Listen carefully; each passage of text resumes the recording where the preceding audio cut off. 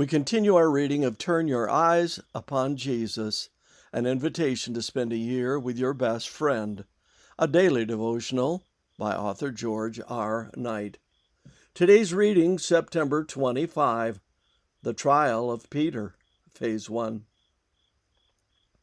Peter followed him at a distance as far as the courtyard of the high priest, and going inside, he sat with the court guards to see the end.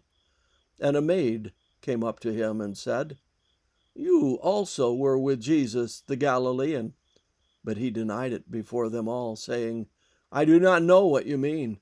And when he went out to the porch, another maid saw him, and she said to the bystanders, "This man was with Jesus of Nazareth." And again he denied it with an oath, "I do not know the man." Matthew 26:58-72. Two trials were taking place that evening, one of Jesus and a second of his chief apostle. Their responses under pressure would be very different, with Jesus standing firm and Peter caving in. But neither was the work of a moment. They reflect two paths that converge at the house of Caiaphas.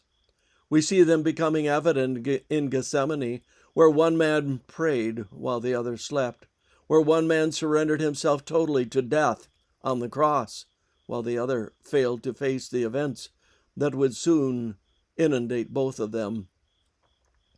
In short, the differences in the two trials were not the decision of a moment, but reflect the differing habits of Jesus and Peter up to that time. Perhaps the most remarkable thing about the incident is that Peter is there at all. Usually we fault him for his cowardice, but the fact that he followed Jesus even at a distance says something about the man who had earlier in the evening pulled his sword in the face of a mob accompanied by a cohort of fully armed soldiers. Scripture tells us that all the disciples fled after Jesus' arrest, but at least two of them, Peter and John, had second thoughts and had gone to Caiaphas' home. That took courage. So far, so good for Peter. Then that pesky servant girl shows up, claiming that he was a follower of Jesus. And how did she make that deduction?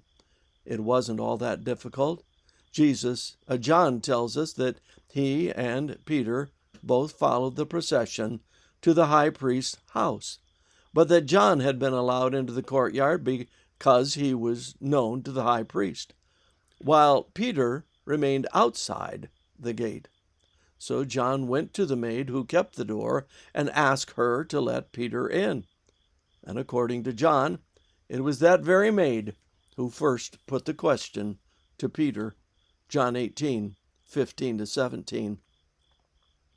The fearless Peter had come to his hour of trial, and he will fail miserably, not because of a momentary weakness, but as a result of habitual confidence in himself.